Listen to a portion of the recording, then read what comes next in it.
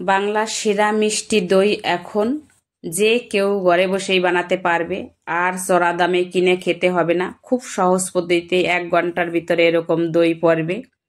চিনি ছাড়া দুধের সর তুলে রেখেও কিন্তু এরকম দই হবে, নির্ভেজাল দই। নমস্কার বন্ধুরা, সম্পার রান্নাঘরে সবাইকে স্বাগত জানাই।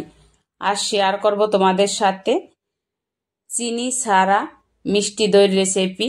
দুধের সর তুলে রেখেও 1 ঘন্টার ভিতরে এরকম খাসা দই রেসিপি। তো এই যে দেখো, গরুর দুধটাই আমি নিয়েছি। এখানে 1 কিলো করে দুধ জোগান নেই, আর 1 কিলো দুধেই 1 কিলো দই হবে। সেটা কি করে সম্ভব, তোমরা স্কিপ না করে ভিডিওটা দেখতে থাকো। আশা করি তোমাদের কাজে লাগবে আর বাড়িতে বানিয়ে নিতে পারবে। এই যে দুধটা আমি সেকে নিয়েছি। 1 কিলো দুধে আমার 4 গ্লাস দুধ হয়েছে, আর 4 গ্লাস দুধের ভিতরে আমি দিয়েছি 1 গ্লাস জল। আর একটা পাটকাঠি দিয়ে দাগ দিয়ে নিলাম, মেপে নিলাম। এই যে দেখো, একটু চিহ্ন দিয়ে রাখলাম। আর জ্বালাতে থাকবো ততক্ষণ অবধি, ওই 1 গ্লাস জল যতক্ষণ অবধি না কমে যাবে ততক্ষণ অবধি জ্বালাবো। প্রায় 10 মিনিটের মতো আমি জ্বালিয়েছিলাম দুধ। এখন ঘনত্বটা এরকম হয়েছে। এই যে দেখো,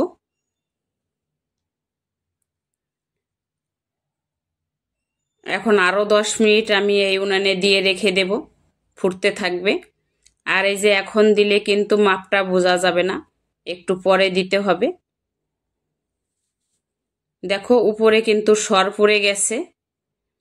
আর এখন দিলাম আমি এই পাটকাঠিটা। দেখো, এই 1 গ্লাস দুধ কিন্তু আমার কমে গেছে, আর উপরেও সর পড়ে গেছে, দুধে ঠান্ডা হয়েছে। এখন আমি এই সরটা তুলে নেব। কত বড় মোটা সর পড়েছে দেখো। তো এই সরটা আমি তুলে রেখে দেব।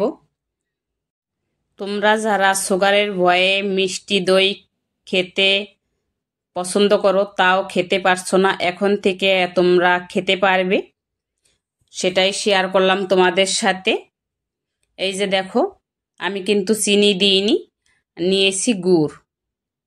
গুড়টা আমি দিয়ে দিলাম উনানে। আর ওদিকে আমার দুধটা ঠান্ডা হতে থাক আরো। আর গুড়ের ভিতরে দিয়ে দিলাম আমি এখানে অল্প পরিমাণে জল। জলটা দিয়ে ফোটাতে থাকবো। আর এখন কিন্তু খুব ঘন ঘন নাড়তে হবে, তলায় যেন না ধরে যায়, নাহলে পুরা গন্ধ হবে। তোমরা যেরকম মিষ্টি খেতে চাবে সেরকমই তোমরা মিষ্টি দিতে পারো। আমি একটু কম মিষ্টি দেব। আর এখানে নিয়েছি আমি গুড় 1 কিলো দুধের জন্য 200 গ্রাম। অল্প দুধ দিয়ে দেখলাম জমে যায় কি না। দেখো, জমে যায়নি কিন্তু আমার দুধটা এখানে গুড়ের সাথে। তার মানে দুধ আমার ঠিকঠাকই জাল আছে।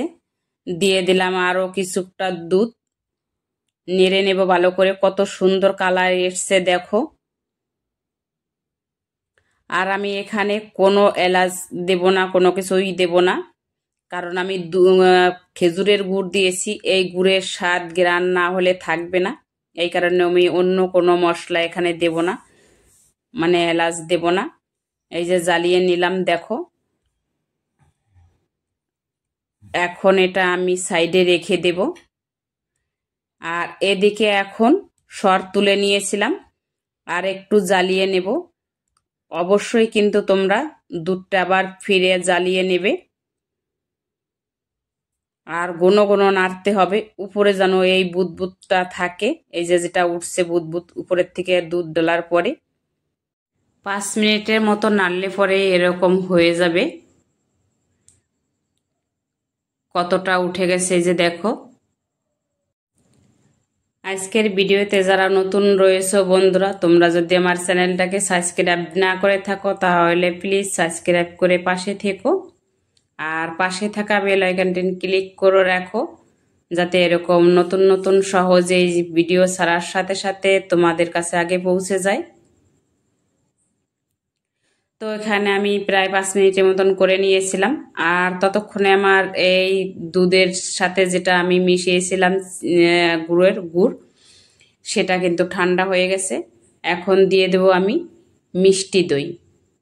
আর হ্যাঁ, মিষ্টি দই বানানোর জন্য কিন্তু মিষ্টি দইটাই দিতে হবে, না হলে কিন্তু খেতে ভালো লাগবে না, টক টক ভাব আসে। ভালো করে মিশিয়ে নিতে হবে যেন দানা দানা না থাকে। এই যে দেখো অনেকটাই করলাম। আর এদিকে আমার ততক্ষণে এই দুধটাও যতটাই লাগবে আমার ঠান্ডা হতে ততক্ষণ হয়ে গেছে। হাত দিলে যাতে হাতে সহ্য হয় এরকমভাবেই রাখতে হবে। আর এখন আমি দিয়ে দিলাম মিশিয়ে রাখার দই পুরো দুধের ভিতরে। আর এখন যতটুক ছিল দানা দানা ততটা কিন্তু এখন নেড়ে নেওয়ার সাথে সাথে আর থাকবে না। এই যে দেখো এরকম ঘনত্ব ছিল আমার দুধটা যেটা আমি দই করব।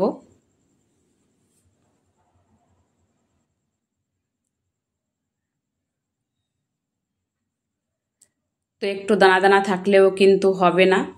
আর এখন আমি এই হাঁড়িটা দুধের যেটা আমি দই বানাবো এই হাঁড়িতে কিন্তু শুকিয়ে নিয়েছিলাম আর রোদে শুকিয়ে একটু গরম করে নিয়েছি। দিয়ে দিলাম দই, পাশে দই মিশিয়ে নিলাম। এখন এই উপরের থেকে ডালতে হবে এরকম করে উঁচু করে। কত বুদবুদ উঠেছে আরও দেখো, দইটা দেখতেও ভালো লাগবে। তো খুব সহজেই আমার পড়ে যাবে, 1 ঘন্টার ভিতরেই দইটা বসে যাবে। একটা বাটি দিয়ে আর এটা আলটা দিয়ে ডেকে রেখে দিলাম। বেশি ডাকতে হবে না যেহেতু গরম পড়ে গেছে। আর 1 ঘন্টা পরেই দেখো কত সুন্দর দই পড়েছে। কাত করলেও একটু পড়ে যাচ্ছে না। ভিডিওটা যদি ভালো লেগে থাকে লাইক কমেন্ট শেয়ার করো বন্ধুদের সাথে বেশি বেশি করে।